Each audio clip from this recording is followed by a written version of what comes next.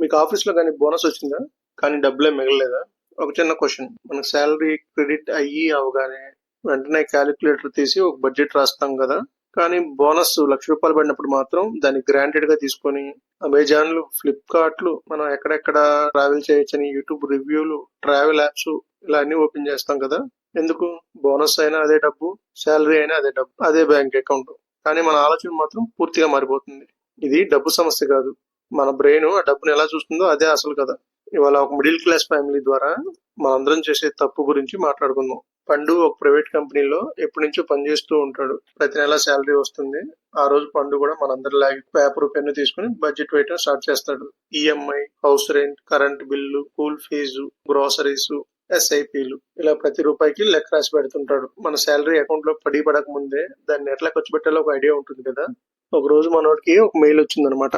Congratulations, your bonus is credited. అప్పుడే తన mobile కి నోటిఫికేషన్ కూడా వచ్చేసింది. ₹1,00,000 బోనస్ మీ అకౌంట్ లో క్రెడిట్ అయినాయి అని. ఆ మెసేజ్ చూసిన వెంటనే మనోడి ముఖంలో చిన్న నవ్వు స్టార్ట్ అయింది అనమాట.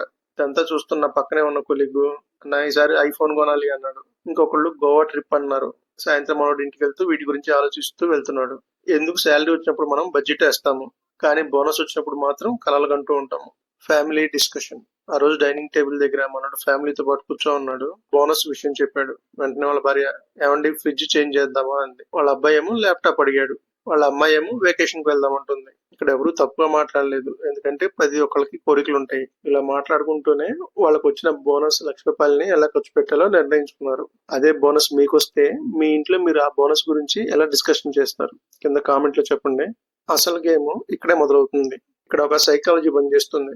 దాని పేరు మెంటల్ అకౌంటింగ్. పేరు కొంచెం వెరైటీగా ఉంది కదా, కానీ కాన్సెప్ట్ చాలా సింపుల్ అన్నమాట.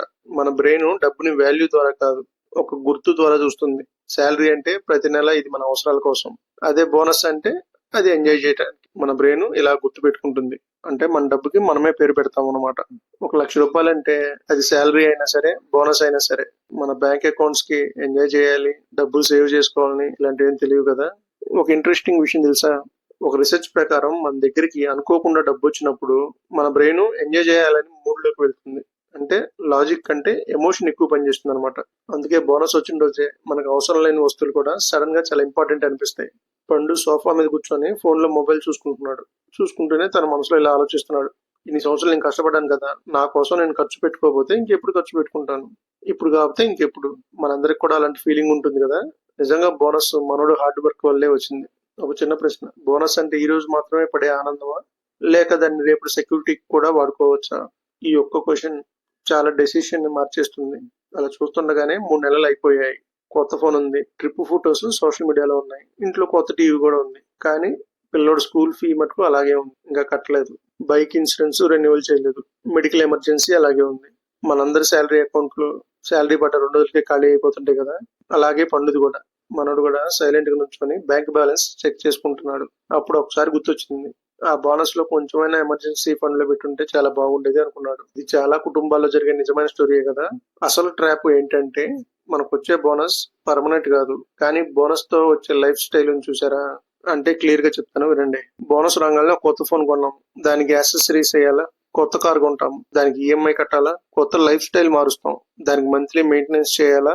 ఒక్కసారి మన లైఫ్ స్టాండర్డ్స్ పెరిగితే తిరిగి తగ్గించడం చాలా కష్టం. దీనివల్ల ఏమవుతుంది, బోనస్ ఒకసారి వచ్చింది, దానివల్ల మనం ఒక వస్తువు కొనుక్కున్నాం, కానీ దాని మెయింటెనెన్స్ ఉంది కదా, అదే మనకు పర్మనెంట్ అయిపోతుంది అనమాట. అంటే బోనస్ మనకు ఒకసారి ఫోన్ కొనిపెట్టింది, కానీ దాని ఖర్చులు వచ్చిన ప్రతిసారి మన జేబులోంచే పడుతున్నాయి అనమాట. ఇది మధ్యతరగతి వాళ్ళని సైలెంట్ గా వెనక్కి లాగేస్తుంది అనమాట. మనకు బోనస్ వస్తే శాలరీ పెరుగుతుందా? లేదు కదా, కానీ నెలవారీ ఖర్చులు పెరిగే అవకాశం ఉంది. అందుకే టెంపరీ ఇన్కమ్ తో పర్మనెంట్ గా ఎక్స్పెన్సెస్ క్రియేట్ చేయకూడదు. ఇది ఎలా అంటే పైన చెప్పే కదా, కారు కొంటే కారు ఈఎంఐ, ఫోన్ కొంటే ఫోన్ మెయింటైన్ చేయటం. పండు తీసుకున్న కొత్త నిర్ణయం. మళ్ళీ తర్వాత ఇయర్ కూడా మనోడికి బోనస్ వచ్చింది. ఈసారి మనోడు షాపింగ్ లని, ట్రావెలింగ్ అని ఆలోచించలేదు. ఒక పేపర్ తీసుకున్నాడు. ఆ వచ్చిన బోనస్ లోంచి 40% ఫ్యూచర్ కి తీశాడు. అంటే ఎమర్జెన్సీ ఫండ్లు, ఇన్వెస్ట్మెంట్లు, లాంగ్ టర్మ్ గోల్స్ ఇలా అన్నమాట.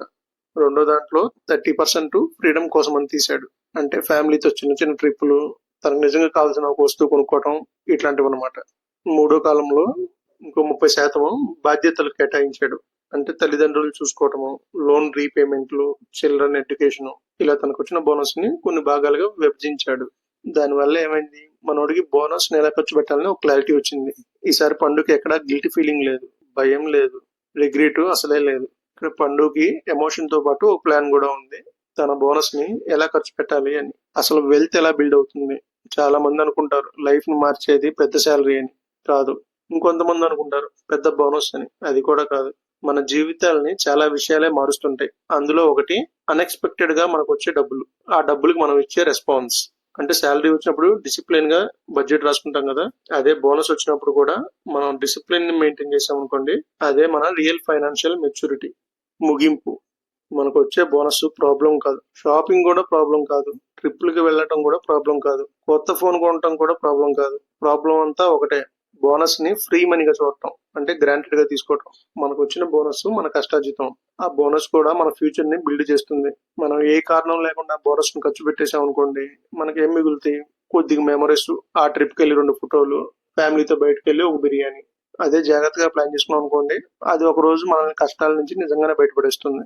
ఈసారి మీ అకౌంట్ లో బోనస్ క్రెడిట్ అవగానే మీరు ఎక్కడైనా స్పెండ్ చేసే ముందు ఒక 10 నిమిషాలు ఆగి ఆలోచించండి. ఒక ప్రశ్న మిమ్మల్ని మీరే అడగండి, ఈ బోనస్ డబ్బులు నా కష్టార్జితం 3 నెలల ముచ్చటగా ఉంటుందా, లేక నా ఫ్యూచర్ ని ఇంకా స్ట్రాంగ్ చేస్తుందా? ఎందుకంటే మనీ మన జీవితాన్ని మార్చదు. మనీ గురించి మనం తీసుకునే నిర్ణయాలు ఉంటాయి చూడండి, అవే మన జీవితాన్ని మారుస్తాయి. ఈ మనీ మైండ్ తెలుగులో మా లక్ష్యం ఒకటే, డబ్బు సంపాదించడం మాత్రమే కాదు, డబ్బులు సరైన ప్లేస్ లో పెట్టడం కూడా ఒక కళే. మరిన్ని ఇలాంటి లైఫ్ లెసన్స్ కోసం మన మనీ మైండ్ తెలుగుని సబ్స్క్రైబ్ చేసుకోండి. ఈ కంటెంట్ కనుక మీకు నచ్చినట్టయితే మీ ఫ్యామిలీస్ కి, ఫ్రెండ్స్ కి షేర్ చేయండి. సబ్స్క్రైబ్ చేసుకోమని చెప్పండి. అలాగే మీరు ఒక లైక్ కొట్టడం మర్చిపోవద్దు. Thank you.